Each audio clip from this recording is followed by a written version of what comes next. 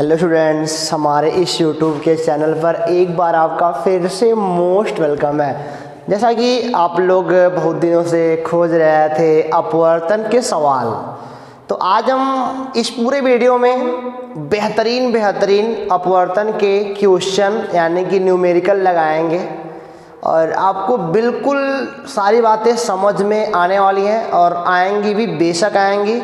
और आप जाते जाते कह दोगे यस सर तुमने आज सिखा दिया, रोज़ की तरह, है ना। तो चलिए बिना टाइम वेस्ट करे हुए आज लगाएंगे अपवर्तन पर आधारित सवाल, ठीक है ना। लेकिन उसके पहले जानना कुछ ज़रूरी है, रिकैप मारना ज़रूरी है यार, हमने पीछे पढ़ा क्या वास्तव में। तो पहले ये देख लो, अगर ये सब आपको याद हो ना तो ज़रा देख लेते हैं एक बार कि प्रकाश का अपवर्तन क्या होता है। कि जब प्रकाश एक माध्यम से दूसरे माध्यम में जाती है तो अपने मार्ग से विचलित हो जाती है, और अपने मार्ग से विचलन की इस घटना को हम प्रकाश का अपवर्तन बोलते हैं। वास्तव में इनको ऐसे आना चाहिए था, लेकिन कुछ क्या हुआ, यहाँ से आ गई, है ना। तो इतना अपवर्तित हो गई ना, उसे अब देखो आपतित किरण, अपवर्तित किरण, ये आपतन कोण, ये अपवर्तन कोण, इसे बोलते हो आप आपतन कोण, और इसे क्या बोलते हो बच्चों, आप अपवर्तन कोण बोलते हो, ठीक है ना। तो वगैरह देखो, मतलब कि आप जानते हो माध्यम दो प्रकार के होते हैं, एक सघन होता है, एक विरल होता है। अपवर्तनांक के माध्यम से होता है, अगर अपवर्तनांक ज़्यादा है तो माध्यम सघन होगा, कम है तो माध्यम क्या होगा, विरल होगा उसकी अपेक्षा। और देखो इसका अपवर्तनांक को दिखाते हैं म्यू से, म्यू या फिर एन भी कह सकते हो, लेकिन म्यू भी दोनों सही है, ठीक है ना। तो म्यू मतलब इसका अपवर्तनांक म्यू1 है, इसका म्यू2 है। तो और हमने पढ़ रखा है कि 1 म्यू2 क्यों क्या पढ़ते हैं, पहले माध्यम के सापेक्ष दूसरे माध्यम का अपवर्तनांक, यही जरूरी है जानना। 1 म्यू2 को क्या पढ़ते हैं, पहले माध्यम के सापेक्ष दूसरे माध्यम का अपवर्तनांक, पहले माध्यम के सापेक्ष दूसरे माध्यम का अपवर्तनांक, ठीक है ना।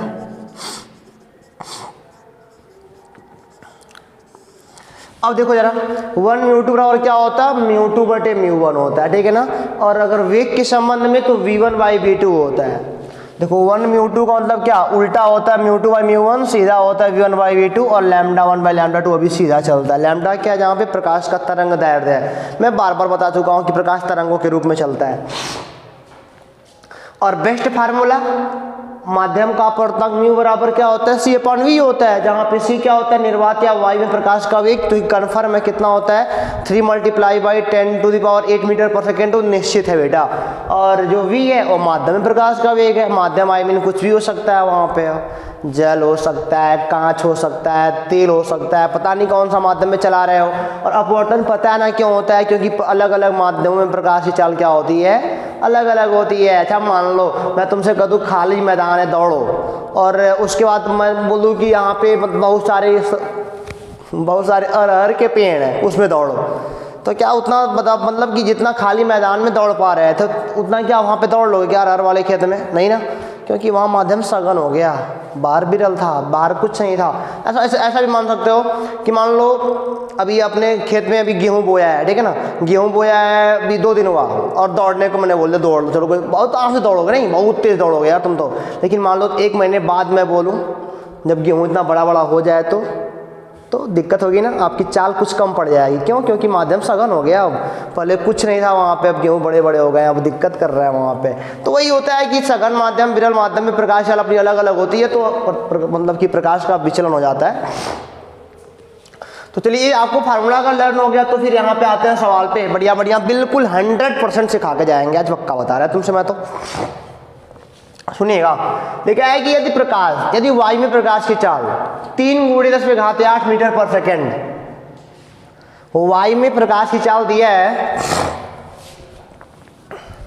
c बराबर, पर लिखेंगे दिया है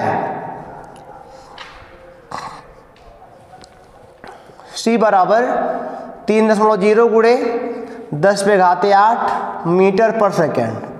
पहली बात तो क्लियर है, वायु है। और पूछ रहा है जल में प्रकाश की चाल कितनी है, मतलब कि ऐसे कह सकते हो मतलब वेलोसिटी इन वाटर,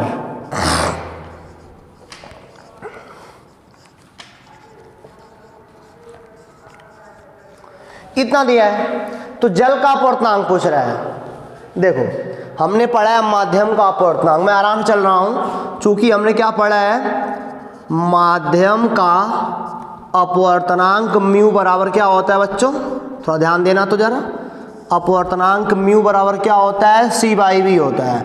तो माध्यम में यहाँ पे क्या है, अब जल है ना, तो जल का अपवर्तनांक, जल का अपवर्तनांक ए, देखो जरा ध्यान से, ये जाएगा म्यू फॉर वाटर। देखो जल का अपवर्तनांक बराबर क्या है, तो फिक्स चीज है, निर्वात या वायु में प्रकाश का वेग, जल के अपवर्तनांक निकालने हैं तो जल में प्रकाश का वेग लिखना पड़ेगा 2.26 मल्टीप्लाई बाई 10⁸। ये अभी मीटर पर सेकेंड है और ये भी मीटर पर सेकेंड है, सब कट जाएगा, चूंकि अपवर्तनांक का कोई मात्रक नहीं होता है, देखो कट जाएंगे ना ये सब, तो कितना आएगा, म्यू डब्ल्यू का मान ए भी कट जाएगा 3/2.26, और वास्तव में कैलकुलेशन करने पर ये आएगा लगभग 1.33, यानी कि जल का अपवर्तनांक बेटा कितना आएगा, 1.33 दिए गए डाटा के अनुसार। तो अभी सवाल कठिन है क्या, अभी तो आसान चल रहा है, नहीं कि मतलब कि अभी तो सब कुछ मिला हुआ था, माध्यम का अपवर्तनांक पूछ रहा था, जब दो लोग अभी आएंगे तब और समझ में आएगा। तो बात क्लियर हुई कि नहीं हुई। देखो मैंने क्या दिया, जो दिया है लिख लिया, उसके बाद हमने फार्मूला पता है यार, तो माध्यम का अपवर्तनांक म्यू बराबर सी बाई वी होता है। सी क्या होता है, निर्वात वायु प्रकाश, जो फिक्स वैल्यू होती है तो रख लिया, और वी का मान दिया है भाई, रख लो। यह भी हालांकि अगर यह ना दिए होते तब भी हम जानते तो हमको याद होना चाहिए ना, अगर यह ना दिया होता फिर भी हम निकाल लेते, क्योंकि हमको यह मान याद होनी चाहिए, और याद कर लो आप भी। तो बेटा इनको मिटा के चला जाए आगे, क्या एक सवाल खत्म हो गया ना, समझ में आया ना बच्चों। अरे मतलब कि आएगा, बस देखते रहो आराम से, मैं आगे चलता हूँ। हमने बच्चों एक और शानदार सवाल हमने प्रस्तुत कर दिया है, हालांकि समझाने के लिए मेरे पास तमाम तरीके हैं, बट अपनी उम्र के हिसाब से, तुम्हारी उम्र के हिसाब से मैं तुम्हारा वाला समझाता हूँ। देखो जरा ये भी याद रखना, 1μ2 बराबर μ2 बाई μ1 बराबर v1 बाई v2, यानी कि पहले वाले में प्रकाश का वेग बट दूसरे वाले में प्रकाश का वेग, ठीक है ना। देखो यहाँ सवाल जरा करा, ऐसा ये भी पढ़ना आता है ना, कि पहले माध्यम के सापेक्ष दूसरे माध्यम का अपवर्तनांक। तो क्या दिया यहाँ पे, वायु के सापेक्ष कांच का अपवर्तनांक 3/2 है। तो पहली बात तो लिखेंगे दिया है, लिखना जरूरी है, लिखने आना आप चाहिए आपको। दिया है क्या, वायु के सापेक्ष कांच का अपवर्तनांक, पहले माध्यम के सापेक्ष दूसरे माध्यम का अपवर्तनांक, यानी कि वायु के सापेक्ष कांच का अपवर्तनांक। देखो यहाँ पे एयर, यहाँ पे ग्लास, हमने एयर माने क्या माना है, वायु, ए से लिखेंगे, और ग्लास माने क्या माना है, कांच माना है, तो इसको लिखेंगे जी से, ठीक है ना, ग्लास। तो देखो वायु जैसे लिखा ना, वायु के सापेक्ष कांच का अपवर्तनांक, पहले माध्यम के सापेक्ष दूसरे माध्यम का अपवर्तनांक, बस लहजा समझो। दिया है 3/2, ठीक है ना, कोई बात नहीं। अच्छा हमने पढ़ा है और कह रहा है वायु में प्रकाश की चाल। अच्छा दिया है velocity in air of the light कितना है, 3.0 मल्टीप्लाई बाई 8, और क्या पूछ रहा है, कांच में प्रकाश की चाल, यानी कि वेलोसिटी इन ग्लास, ये पूछ रहा है ना। देखो बेटा कुछ है नहीं यार, देखो 1μ2 बराबर क्या होता है, μ2 बटे μ1। हालांकि अपवर्तनांक हमारा यहाँ पे कोई खेल ही नहीं चल रहा है, लेकिन इतना जानते हैं v1 बटे v2 भी तो होता है। अब देखो जरा क्या बात है यहाँ पे, अब देखो जहाँ पे 1 है वहाँ पे a है, तो इसलिए a, अब म्यू तो म्यू ही रहेगा, और जहाँ पे 2 है वहाँ पे ग्लास है, बराबर क्या हो जाएगा। देखो हमको वेग निकालना है, वेग कोई दिक्कत नहीं, हमको वेग निकालना है। तो देखो यहाँ पे v1 है ना, तो यहाँ पे बताओ क्या होगा, वेलोसिटी ऑफ इन एयर हो जाएगा, और यहाँ पे बटे v2 है ना, तो यहाँ पे 2 की जगह ग्लास है, वेलोसिटी इन ग्लास हो जाएगा। अब देखो जरा इसका मान दिया ही है, 3/2 दिया है, बराबर इसका मान तो हमको पता ही है, दिया है देखो 3.0 गुणे 10 पे घाते 8 मीटर पर सेकेंड। अब ये वाला चीज़ पूछ रहे हैं, कि किसको नहीं आता है, कट जाएगा। अब बेटा वेलोसिटी इन ग्लास कितना आ जाएगा, 2.0 गुणे 10 पे घाते 8 मीटर पर सेकेंड। अब बताओ जी कठिन है क्या, कठिन तो हमको नहीं लगता है, तरीका आपको नहीं आता ना, इसलिए आपको कठिन लगता है। तरीका, पढ़ने का तरीका, पहले माध्यम के सापेक्ष दूसरे माध्यम का अपवर्तनांक 1μ2 बराबर μ2 बटे μ1 बराबर v1 बटे v2 बराबर λ1 बटे λ2। जिसकी भी आवश्यकता पड़ेगी पकड़ लेंगे यार आराम से। कोई प्रॉब्लम यहाँ तक आपको ही क्या, कोई प्रॉब्लम यार होगी भी नहीं। और आप मतलब कि एक ओपन माइंड से पढ़ो, ओपन माइंड से, ज़्यादा मतलब कि प्रेशर नहीं, आराम से जितना आपको पढ़ाया जा रहा उसे फोकस करो और बेहतरीन ढंग से फोकस करोगे तो बेटा कन्फर्म आएगा यार, तुमको कन्फर्म आएगा। और कोई भी दिक्कत हो ना भौतिक विज्ञान मैथ में तो आप बेटा एक बार हमको बता बस दो, उसके बाद देखते हैं दिक्कतों को कहाँ भेज देंगे, दिक्कतों को भेज देंगे उनके घर और हमारे पास क्या आ जाएगा, सल्यूशन। तो बताओगे तब, ये समझ में आया ना तुमको। देखो बहुत आसान समझ आता है तुमको ना। अब मैं चलता हूँ अगले वाले सवाल पे ताकि और क्लियर कर सकूँ, ठीक है ना। तो देखो वही सवाल बच्चों मैं दूसरे तरीके से यहाँ पे तुम्हारी बुक से लिखा हूँ। सवाल वही है बट लैंग्वेज, मैंने बोला ना अपवर्तनांक के सवाल लगाने के लिए आपको लैंग्वेज पकड़ में आनी चाहिए। लैंग्वेज पकड़ लिया तो काम बेहद आसान हो जाएगा। लैंग्वेज पकड़ो, लैंग्वेज को पकड़ लिया तो काम अपना आसान हो जाएगा, कन्फर्मली होगा भाई। तो कन्फर्मली होगा तो सवाल लगा के दिखाते हैं आपको। बेटा लिखा है ना, वायु में प्रकाश की चाल दिया है यार, ये हमको पता है। वेलोसिटी देखो पर लिखते हैं दिया है, जो दिया है उनको लिख लो आराम से। आओ क्या दिया है, वेलोसिटी इन एयर कितना दिया है 3.0। यह चीज अगर ना देना तभी आपको याद होना चाहिए यार कर सॉरी। उस माध्यम में प्रकाश की चाल ज्ञात करो जिसका वायु के सापेक्ष अपवर्तनांक 1.5 है। चलो मतलब कि माध्यम को दिखाते हैं, चलो मान ला एम से दिखाते हैं, माध्यम को दिखाते हैं मीडियम एम से, ठीक है ना। अब देखो यही मैं बार बार पढ़ना सीखो। पहले माध्यम के सापेक्ष दूसरे माध्यम का अपवर्तनांक दिया क्या है, वायु के सापेक्ष माध्यम का अपवर्तनांक, यानी कि वायु के सापेक्ष माध्यम का अपवर्तनांक। फार्मूला जानते हो क्या होता है ना, तो बोलोगे सर म्यू एम बटे क्या हो जाएगा, म्यू एयर। अरे भाई जब यहाँ 2 था तो यहाँ 2, तो यहाँ एम तो यहाँ एम, जब यहाँ 1 तो वहाँ 1, यहाँ ए तो यहाँ ए, खत्म बात। और बेटा यहाँ पे v के सापेक्ष यहाँ पे a हुआ करता, देखो 1 तो 1, 2 तो 2, ये हो जाएगा v अपन क्या हो जाएगा vm। अब देखो ये हमको दिया है, ये मतलब कि वायु के सापेक्ष माध्यम का अपवर्तनांक 1.5 दिया है, चलो लिख लिया। और ये तो छोड़ो, इनको हमको कोई काम नहीं पड़ा, हमको इनका दिया है भी लिख लेंगे 3.0 मल्टीप्लाई बाई 10⁸ अपान ये हो जाएगा vm। एक कट जाएगा ना 2 आएगा, यानी कि बेटा वेलोसिटी मीडियम कितना आएगा 2.0 मल्टीप्लाई बाई 10⁸ मीटर पर सेकेंड आंसर। अब बताओ जी कोई प्रॉब्लम। सर प्रॉब्लम तो नहीं हो रही है तेरे बताने से, और होगी भी नहीं बेटा आपको प्रॉब्लम, जब तक मैं हूं ना प्रॉब्लम तो आपके पास आएगी ही नहीं। तो ये सवाल लग गया ना, चलते अगले सवाल पे और सवाल लगाएंगे। जब तक आपका क्लियर नहीं हो जाएगा ना तब तक सवाल लगाते रहेंगे हम लोग, कठिन से कठिन और आसान से आसान जो भी होगा। तो ये देखो बच्चों, इसी क्रम में आपका अगला सवाल बेहद मजेदार सवाल है। लिखा है क्या है, कांच का वायु के सापेक्ष अपवर्तनांक 1.5। देखो लैंग्वेज बदल दिया, इसे क्या पढ़ते हो, पहले माध्यम के सापेक्ष दूसरे माध्यम का अपवर्तनांक, पहले माध्यम के सापेक्ष दूसरे माध्यम का अपवर्तनांक। देखो क्या लिखा है, बच्चे गलती क्या करते हैं मैं बताता हूँ आपको। ठीक है, कांच का वायु के सापेक्ष अपवर्तनांक, तो ऐसे बच्चा करता है, कांच का वायु के सापेक्ष करता है, ये तो गलती हो गया ना। देखो कांच का आगे आ गया है, अगर ऐसे बोला होता कांच के सापेक्ष वायु का अपवर्तनांक तब ऐसा ही होता।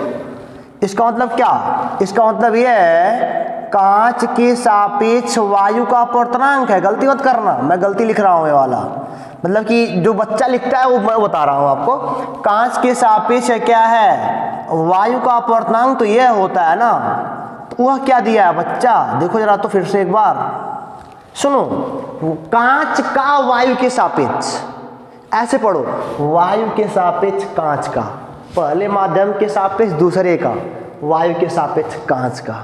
तो ये लिख के मत लिखना कि 1.5 दिया ना, इसको थोड़ा देखो, मतलब कि लैंग्वेज की फर्क बने बोली ना, पहले माध्यम के सापेक्ष दूसरे माध्यम का अपवर्तनांक, तो वायु के सापेक्ष कांच का अपवर्तनांक दिया क्या है, ऐसे वो घुमा के दिया है वायु के सापेक्ष कांच का अपवर्तनांक, इसको मत लिखना, ये नहीं कि कांच आगे तो कांच आगे कर दिया सबकी तरह से, नहीं, लैंग्वेज पढ़ो पहले। क्या लिखा है? कांच का वायु के सापेक्ष, यानी कि वायु के सापेक्ष कांच का अपवर्तनांक, ये देखो वायु के सापेक्ष कांच का अपवर्तनांक दिया 1.5, और वायु का कांच के सापेक्ष पूछ रहा है, यानी कि कांच के सापेक्ष वायु का पूछ रहा है, यानी कि जी म्यू ए पूछ रहा है। हालांकि उल्टा है, 1 लगा दोगे तब भी हो जाएगा, समझा ना। लेकिन मैं मतलब कि पहले आपको समझाना हमको है ना, पहले लैंग्वेज समझे नहीं समझे। क्या मैंने बोला? वायु के सापेक्ष कांच का अपवर्तनांक, वायु के सापेक्ष कांच का अपवर्तनांक और कांच के सापेक्ष वायु का अपवर्तनांक लिखने आना चाहिए। अब देखो जरा, हम कहेंगे चूंकि ए म्यू जी बराबर क्या होता है, तो बोलोगे सर म्यू जी बटे म्यू ए होता है ना। सुनना मेरी बात को, देखो 1 म्यू टू बराबर म्यू टू बटे म्यू 1 होता है। अच्छा एक बात समझ लो, आपको मैंने बताया ना, कोई पूछता है बताओ वायु का अपवर्तनांक क्या होता है। वायु का अपवर्तनांक आपको याद होगा ना, वायु या निर्वात का अपवर्तनांक, निर्वात क्या होता है जहाँ पे वायु बिना से निर्वात करते हैं, होता है बेटा 1 होता है। ये आपको पता होना चाहिए, मैं मोर देन सवालों में लगाऊंगा। देखो वास्तव में अगर ये पूछ रहा है ना जी म्यू ए, तो ये पूछ रहा है कि म्यू ए बटे म्यू जी कितना होगा, यही ना पूछा जा रहा है आपसे। चाहे जी म्यू ए बोलो, चाहे म्यू बटे म्यू जी बोलो, चाहे 1 म्यू टू बोलो, चाहे म्यू टू बटे म्यू 1 बोलो, बात एक ही तो हुई। अब सुनो हमारी बात को, हमने क्या बोला आपसे कि ए म्यू जी बराबर म्यू जी बटे म्यू ए होता है ना। और ए म्यू जी का मान कितना दिया है? 1.5 दिया है। चलो कोई बात नहीं, म्यू जी का मान सर जी नहीं पता है, लेकिन म्यू ए का मान तो पता है आपको ना। म्यू ए का मान 1 होता है ना, एयर के लिए अपवर्तनांक 1 होता है। लो म्यू जी का मान मिल गया, म्यू जी का मान कितना मिल गया? 1.5 मिल गया ना। और हमको निकालना क्या है? जो निकालना उस पर लेके आओ, जी म्यू ए निकालना है, मतलब कि फार्मूले के हिसाब से होता है म्यू ए बटे म्यू जी। तो म्यू ए का मान कितना है हमारे पास? 1 होता है, हमको याद है, और म्यू जी का मान है हमने निकाला है। इसको सॉल्व कर लोगे ना तो लगभग आएगा आपका 0.67 आएगा। हालांकि बेटा यहाँ पे हम उल्टा कर सकते थे, ठीक है ना, क्योंकि ये बात जान लो उल्टा हो सकता है, लेकिन उल्टा याद करना हमको नहीं है ना। उल्टा कैसे हुआ वो भी बता सकते हैं, लेकिन याद हमको नहीं करना ना बेटा। देखो जरा मैं बता रहा हूँ आपको, ये देखो ए म्यू जी लिखा है ना, ए म्यू जी, इसका मतलब होता है 1/जी म्यू ए होता है, इसी का उल्टा हो जाता है। तब भी लगा सकते हो। हमसे जी म्यू ए पूछ रहा था ना, तो यहाँ पे बड़े आराम से जी म्यू ए बराबर 1/a म्यू जी कर सकते थे, 1/1.5 तुरंत आ सकता था, यहीं से निकल सकता था। लेकिन हमको सिखाना है कि भले लैंग्वेज समझो, उसको लिखो पहले, इसको लिखने, अब अगर लिखने आपको आएगा ना तो आपको कोई सवाल कहीं फंसेगा नहीं। तो ए म्यू जी बराबर mu G upon mu A, इसका मान 1.5 है, म्यू ए का मान पता, म्यू जी का मान निकाल लिया।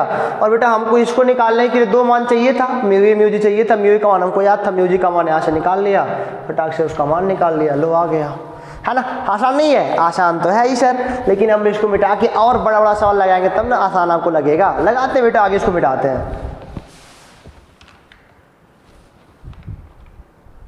बच्चों आपके सामने एक और बेहतरीन सवाल हमने ला के रख दिया है, और हमको लगता है कि आप पहले इसको लगाने का प्रयास करोगे।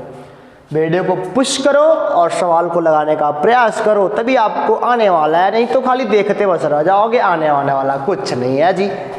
समझो जरा, अगर कर चुके तो मैं दिखाता हूँ। वायु कांच में प्रकाश की चालें क्रम से दिया गया है। देखो वायु में जो प्रकाश की चाल है ना, वेलोसिटी इन एयर कितना है? 3.0 × 10⁸ मीटर पर सेकेंड, ठीक है ना। और वेलोसिटी इन कांच कितना है ग्लास में? तो 2.0 × 10⁸ मीटर पर सेकेंड। तो पूछ क्या रहा है? वायु के सापेक्ष कांच का अपवर्तनांक, वायु के सापेक्ष कांच का अपवर्तनांक, पहले माध्यम के सापेक्ष दूसरे माध्यम का अपवर्तनांक, यानी कि ए म्यू जी। देखो वायु के सापेक्ष कांच का अपवर्तनांक, ए मतलब वायु, जी मतलब ग्लास यानी कि कांच। फार्मूला क्या होता है? वेग पता है ना, तो बताओ यहाँ पे क्या होगा? वी जी की वी ए। अगर 1 म्यू टू है तो v1 बटे v2, उसी प्रकार अगर a म्यू जी है तो va बटे क्या हो जाएगा? vg। VA का मान 3.0 गुणे 10 पे घात 8 और इसका मान 2.0 गुणे 10 पे घात 8। ये सॉल्व करोगे 1.5 आएगा, क्योंकि ये तो कट जाएगा और 2 1.5 3 आ जाएगा।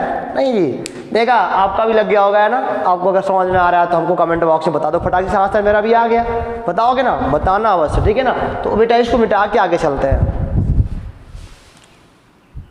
तो जो क्वेश्चन आपके सामने अब की बार लिखा गया है ना बच्चों, यहाँ से आप बहुत कुछ सीखने को पाओगे और मैं गारंटी के साथ कह सकता हूँ कि अगर ये हवाला क्वेश्चन आपने सीख लिया तो मोर देन क्वेश्चन ऑटोमेटिक आसान हो जाएंगे जी। अब बढ़िया से देखना, स्टेप वाइज में लगाने वाला हूँ, ठीक है। लिखा है वायु के सापेक्ष जल व कांच के अपवर्तनांक क्रमशः 4/3 और 3/2 है। देखो वायु के सापेक्ष जल का अपवर्तनांक, पहले माध्यम के सापेक्ष दूसरे माध्यम का अपवर्तनांक। लैंग्वेज बैठ रहा है नहीं, तो पहले लिखेंगे दिया है। क्या लिखेंगे? दिया है। क्या दिया है बच्चों? वायु के सापेक्ष जल का अपवर्तनांक। वायु के सापेक्ष देखो एयर यहाँ आ जाएगा और वाटर यहाँ आ जाएगा। वाटर मतलब जल होता है और एयर मतलब वायु मान लिया। देखो वायु के सापेक्ष जल का अपवर्तनांक, पहले माध्यम के सापेक्ष दूसरे माध्यम का अपवर्तनांक। फार्मूला क्या होता है बताओ जरा। तो बोलोगे सर जी μW अपान क्या होता है, μA होता है ना। अच्छा इसका मान कितना दिया है? 4/3। क्या दिया है? 4/3 दिया है। कोई दिक्कत आपको? कोई दिक्कत नहीं है। अच्छा देखो मैं भी इसको आगे बढ़ाऊंगा, छोड़ दो यहीं पे। अगला दिया है कि वायु के सापेक्ष कांच का अपवर्तनांक, यानी कि एयर के सापेक्ष कांच, मतलब यहाँ पे लिख लो ग्लास, ग्लास का अपवर्तनांक। इसका तो फार्मूला क्या बनेगा? तो बोलोगे सर जी μg बटे μA बनेगा, सभी के हिसाब से भी बनेगा अपना। इसका दिया है 3/2। और क्या पूछ रहा है? जल का कांच के सापेक्ष। देखो बदल दिया नहीं।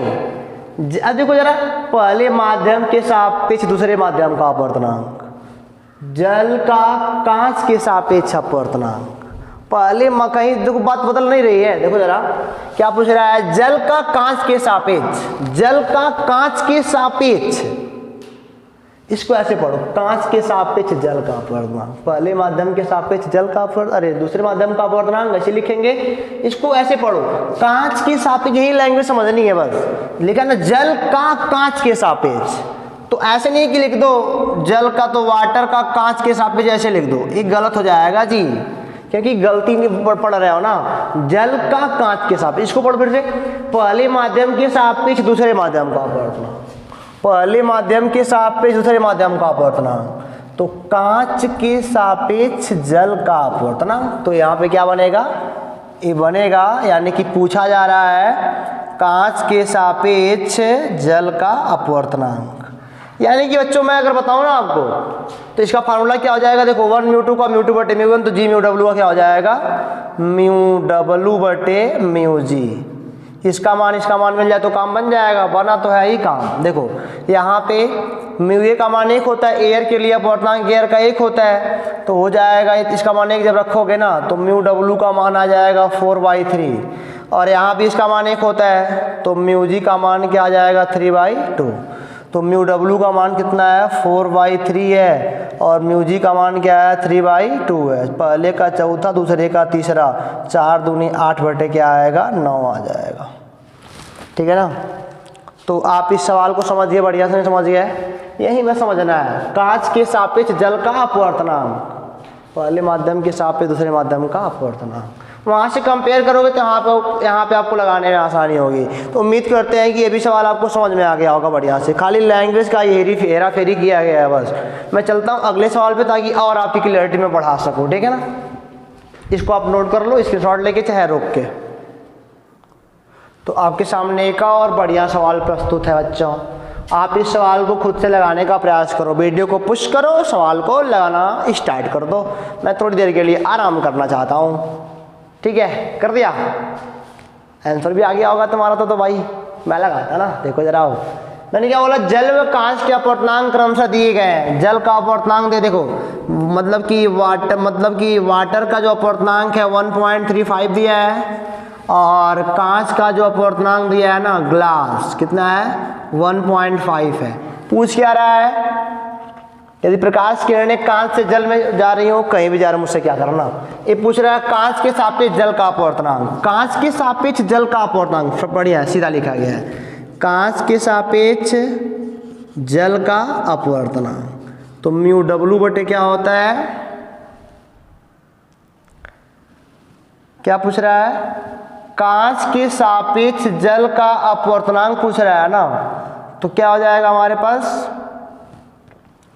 जल का 1.35 दिया है, ग्लास का इतना दिया है, तो म्यू डब्लू बटे क्या हो जाएगा, म्यू जी हो जाएगा, है ना। म्यू डब्लू का मान कितना है, 1.35 अपान 1.50। अबे हमारा आ जाएगा आंसर, ठीक है ना बच्चों। तो ये वाला क्वेश्चन आप बेटा नोट कर लो। चलते हैं क्वेश्चन नंबर 8 पे अब, ठीक है ना, मतलब कि अगले वाले क्वेश्चन में, ताकि और क्लियरिटी में आपकी बढ़ा सकूं। तो हमको लगता है कि आपको समझ में सब कुछ बढ़िया से आ रहा है, तो मैं चलता हूं बेटा अगले वाले क्वेश्चन पर। तो बच्चों आपके सामने एक और बेहतरीन सवाल प्रस्तुत होते हुए आप देख रहे हो ना। यदि वायु की सापेक्ष किसी पारदर्शी द्रव का अपवर्तनांक, पारदर्शी मतलब इनके आर पार देख सकते हो, कोई भी पारदर्शी द्रव दिया है, इसको मान लेते हैं एल से दिखाएंगे, एल से। यदि वायु के सापेक्ष किसी पारदर्शी द्रव का अपवर्तनांक 1.25 है, तो पहली बात क्या लिखना पड़ेगा, दिया है, लैंग्वेज सही सही जा रहा है ना। वायु के सापेक्ष पारदर्शी द्रव का अपवर्तनांक 1.25, ठीक है, तथा कांच का अपवर्तनांक 1.5 है, और वायु के सापेक्ष कांच का अपवर्तनांक 1.25 है। दो बातें दी गई है। तो कह रहा है कि द्रव के सापेक्ष कांच का अपवर्तनांक बताओ। मतलब बताना क्या है, फाइंड आउट, मतलब कि लाइन सीधा सीधा जा रहा है, द्रव के सापेक्ष कांच का अपवर्तनांक, लिक्विड के सापेक्ष ग्लास का अपवर्तनांक। तो फार्मूले में क्या होता है, 1 म्यू टू बराबर म्यू टू बटे म्यू वन, तो एल म्यू जी बराबर म्यू जी बटे म्यू एल। म्यू जी का मान कहाँ से मिलेगा, भी यही देंगे। यहाँ पे ए का मतलब कुछ नहीं होता, लेकिन सवाल लगा लेते हैं। देखो इस बात को हम ऐसे लिख सकते हैं, म्यू जी बटे म्यू ए बराबर 1.25। इसका मान एक होता है, एयर का अपवर्तनांक हमेशा एक ही होता है, तो इसका मान कितना हो जाएगा, म्यू जी का मान हो जाएगा आपका, लगता है गलती लिखा गया, नहीं जी, ये 1.5 है ना, तो यहाँ पे हो जाएगा बेटा म्यूजिक, इसका मान एक हो जाएगा, 1.5 हो जाएगा अपान म्यू एल का मान देखो यहाँ से निकाल लेंगे। ए म्यू एल का मतलब क्या होता है, म्यू एल बटे म्यू ए बराबर 1.25। इसका मान एक होता है, जिसका मान म्यू एल का मान 1.25 रख लिया जाएगा, ठीक है ना। इनको सॉल्व करोगे ना तो कितना आएगा जानते हो, इनको सॉल्व करने पर जो भी आपका आएगा, ऐसे लिख लो 150 बट ये मान लो 125 हो जाएगा। नहीं, अब पूरा कट करने पर चलो 5 से काटते हैं, 5 3 जा और ये कितना आएगा 25, 5 5 जा 5 6 जा 1.2 आएगा आंसर, ठीक है ना। तो लैंग्वेज की बात है, अगर आप सीख जाओगे तो आप जान जाओगे ए म्यू एल मतलब म्यू एल ही होता है, ए म्यू जी मतलब म्यू जी ही होता है, क्योंकि देखने पर देखो वही तो आया। इसका मतलब क्या, आगे बढ़ाओगे क्लाइन और ना तो म्यू एल बराबर क्या पा जाओगे 1.25, इनको आगे बढ़ाओगे तो म्यू जी का मान कितना पा जाओगे 1.5, क्योंकि इसका मान तो एक होता है ना। तो बेटा ये भी सवाल हमारा लग गया, और एक सवाल हम अंतिम में लगाने जा रहे हैं, उसके बाद वीडियो क्लोज करेंगे, क्योंकि अब मुझे पता है कि आपको इस लेवल के क्वेश्चन सारे आ गए हैं। तो अपवर्तनांक वाला मतलब कि चैप्टर आपके सिलेबस के हिसाब से हम यहीं पे कंप्लीट करने वाले हैं, ठीक है ना। तो अगर आपको कहीं पे कोई प्रॉब्लम हो तो भी बताओ, और प्रॉब्लम नहीं हो तो भी बताओ, इसको पहले मिटा के फिर आगे सवाल लगाते हैं। एक और बेटा, तो इस छोटे से सवाल के साथ हम लोग इस वीडियो को क्लोज करने वाले हैं बच्चों, क्योंकि हमको लगता है कि आपने बहुत कुछ सीखने को पाया इस वाले वीडियो में, और हमको लगता है कि आप बताने वाले भी हमको कि हाँ सर हमको समझ में बिल्कुल आया है, ठीक है। अब देखो क्या लिखा है, जल में प्रकाश की चाल 2.25 मल्टीप्लाई बाई 10⁻8 मीटर पर सेकेंड है। यदि जल का अपवर्तनांक 4/3 है तो निर्वात में प्रकाश की चाल बताओ। बहुत आसान सा है। अच्छा, तो माध्यम के अपवर्तनांक का फार्मूला क्या होता है, म्यू बराबर सी अपान वी होता है, नहीं म्यू बराबर क्या होता है सी अपान वी, ये होता है माध्यम। माध्यम यहाँ पे क्या है, जल है, और जल का अपवर्तनांक क्या दिया है 4/3 दिया है। सी का मान मतलब कि निर्वात या प्रकाश, वायु में प्रकाश की चाल होती है ना, जब पूछ रहा तो लिख लेंगे ऐसे ही, निर्वात में प्रकाश की चाल। सी को रन वैसे v का मान मतलब माध्यम का अपवर्तनांक है, माध्यम में v का मान पता है 2.25 मल्टीप्लाई बाई 10⁸। यहाँ पे गुणा करोगे तो c बराबर जानते हो क्या आएगा 4 मल्टीप्लाई बाई 2.25 10⁸ होल का अपान हो जाएगा 3 हो जाएगा। नहीं तो एक काटोगे ना तो 3 7 जा और 3 5 जा और एक कट करोगे ना तो आएगा आपका 3.0 मल्टीप्लाई बाई 10⁸ मीटर पर सेकेंड। हमको याद भी है क्योंकि सवाल था तो हमने लगा भी दिया। ये हमारा क्या हो गया आंसर। तो बेटा सबसे बड़ी बात है कि आप पहले लैंग्वेज को समझो, लैंग्वेज को कैचअप करो और लैंग्वेज अगर कैचअप हो गया ना तो दैट टाइम आपको क्वेश्चन आसानी से लगाने आ जाएंगे। और हमारा काम भी ये है कि आपको क्वेश्चन आसानी से लगाने आना चाहिए, ज़्यादा दिक्कत ना हो आपको। तो फिर बच्चों मिलेंगे आपसे अगले वीडियो में, मतलब कि अगले वीडियो में अगले चैप्टर के न्यूमेरिकल के साथ। तो जो भी आपको कहीं भी प्रॉब्लम हो तो बेटा हमको कमेंट बॉक्स में बताओ ताकि हम आपके प्रॉब्लम को दूर कर सके। तो आप हमको लगता है कि हंसते मुस्कुराते वीडियो को क्लोज करने वाले होंगे तो फिर मुस्कुराते रहिए, हंसते रहिए। फिर मिलेंगे आपसे अगले वीडियो में, तब तक के लिए ऑल द बेस्ट।